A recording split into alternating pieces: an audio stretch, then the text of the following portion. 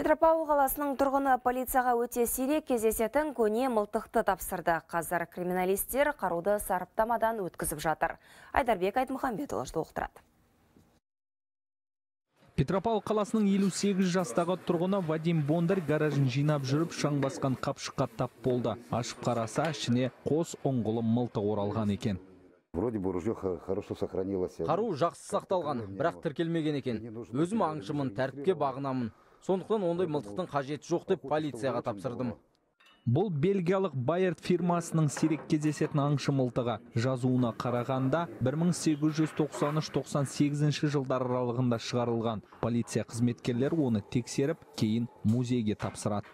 В случае обнаружения оружия. Қару немесе оқ-дәрі табылған жағдайда 102 нөміріне хабарлау керек. Оны ерікті түрде тапсырған адам қылмыстық және әкімшілік жауапкершіліктен босатылады. Еш жерде тіркелмеген қару қауіптері заңсыз. Былтыр солтүстік қазақстандықтардың қолынан 130-ға жуық атыс қаруы жиналды. Айдарбек Айтмұхамбетұлы, Қуаныш Қазбеков, Петропавл, Хабар 24.